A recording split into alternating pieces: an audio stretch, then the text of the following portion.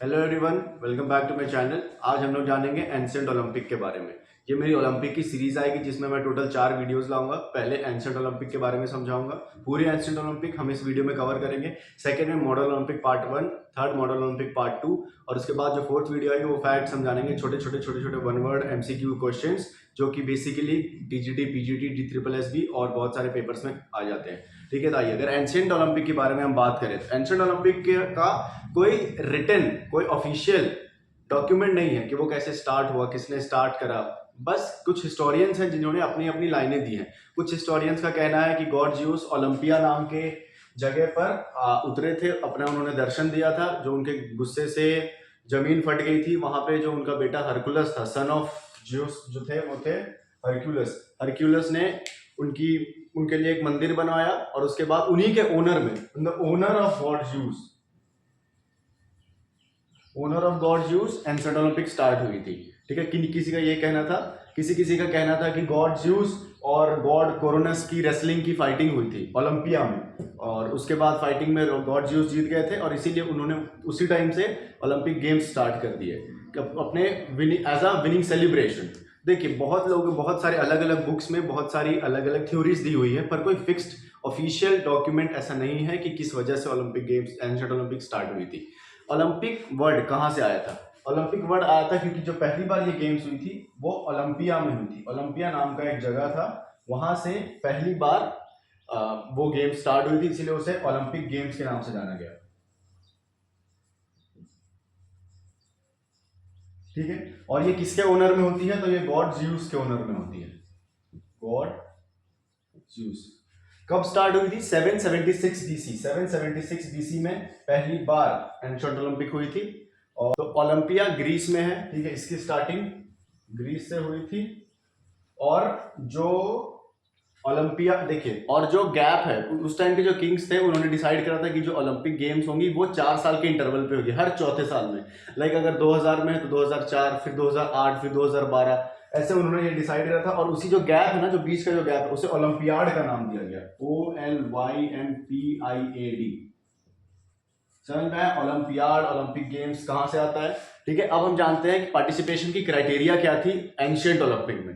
अब अगर हम बात करें कि जो रूल्स, जो क्राइटेरिया थी पार्टिसिपेशन की, वो क्या थे, तो पहला था कि वो ग्रीक होने चाहिए, प्योर ग्रीक। ठीक है, वो कहीं और से नहीं होने चाहिए। Slave mens were not allowed, womens were not allowed, कोई चिल्ड्रंस वर नॉट अलाउड। जो पार्टिसिपेंट होगा वो फिजिकली फिट होना चाहिए। ठीक है, प्रैक्टिस जो, और एक रूल था कि उन्हें ओलंपिया सिटी में ही पहले ओलंपिक गेम्स के डेट से 1 महीने पहले से वहीं रुककर अपनी ट्रेनिंग करनी होगी।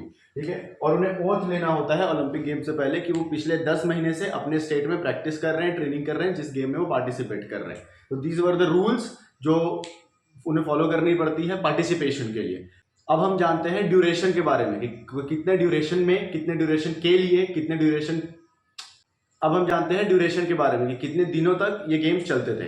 एंशिएंट ओलंपिक पहले तो एज अ फेस्टिवल मनाया जाता था। अगर किसी दिन फेस्टिवल है, उसी दिन ऐसे ओलंपिक गेम्स करवाए जाते थे, विनर्स होते थे, विनर्स को रिस्पेक्ट दिया जाता था।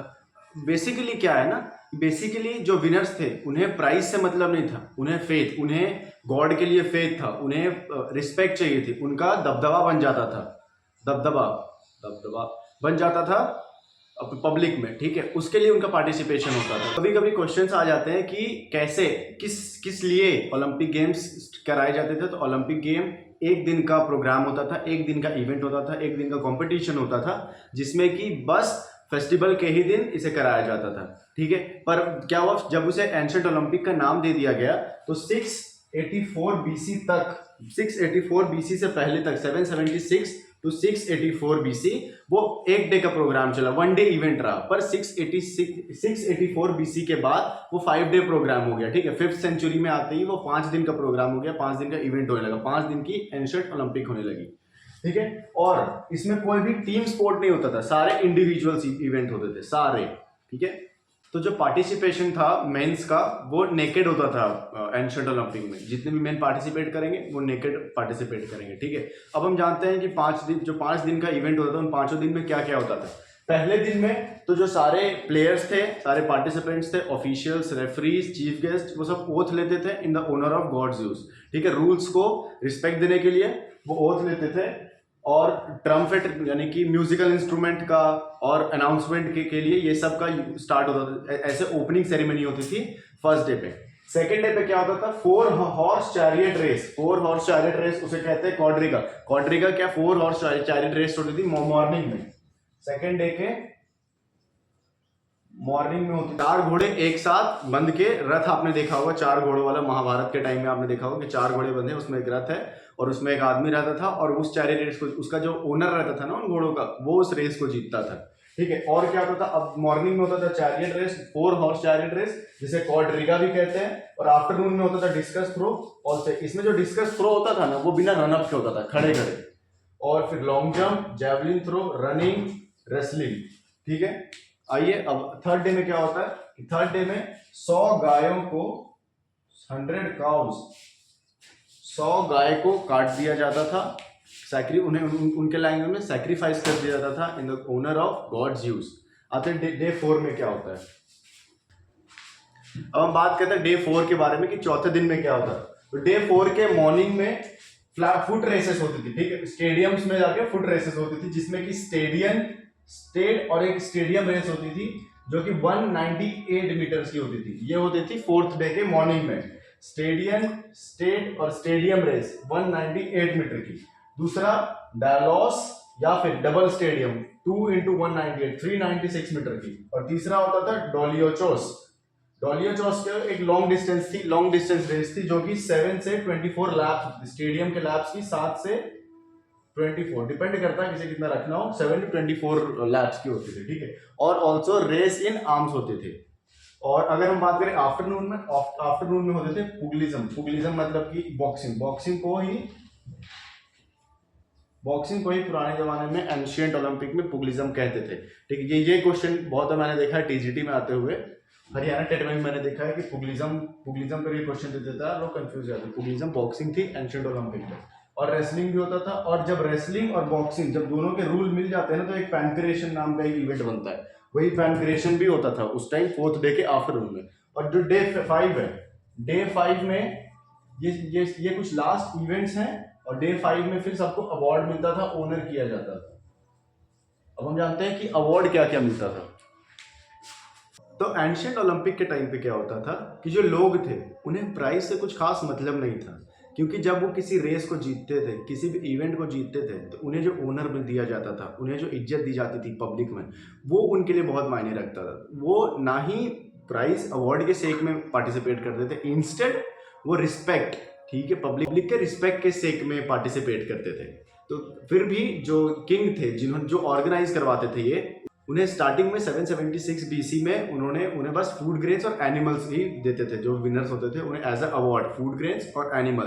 पर धीरे धीरे जैसे जैसे टाइम बीता, उन्हें ऑलिव लीफ की एक क्राउन दी जाने लगी। ठीक है, crown made up of olive leaf. पहले उन्हें फूड ग्रेन और एनिमल्स दिए जाते थे एज अ अवार्ड, और उसके बाद उन्हें क्राउन जो कि ऑलिव लीफ से बना होता था। ऑल्सो उनकी स्टैचूज बनाई जाती थी, विनर्स की स्टैचूज बनाई जाती थी। जो स्टैचूज बनाते थे वो कौन थे? उनका ये बहुत इंपॉर्टेंट क्वेश्चंस हैं जो कि आ जाते हैं कॉम्पिटिटिव एग्जाम्स में। ये आपको मैं फैक्ट्स वाले वीडियो में बताऊंगा, ओलंपिक फैक्ट्स के वीडियो में बताऊंगा।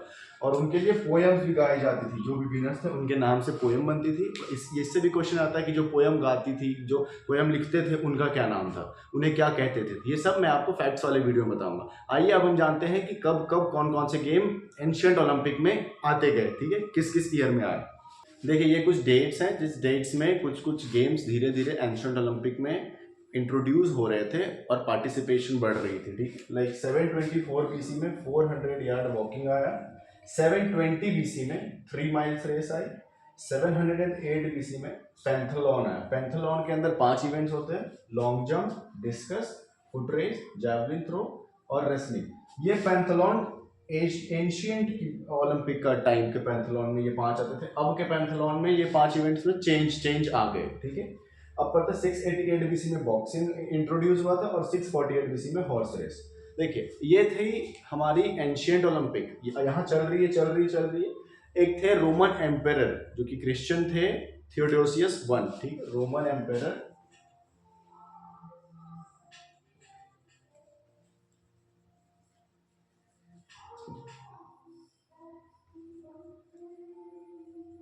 थियोडोसियस वन, इन्होंने रोमन एम्पायर थियोडोसियस वन ने क्या करा कि ओलंपिक, एंशंट ओलंपिक को बैन कर दिया। जितने भी स्टेडियम्स बने थे सारे स्टेडियम्स को तोड़ दिया और उन्होंने कहा कि अब कोई भी गेम्स इस फेस्टिवल के मोमेंट में नहीं होगी।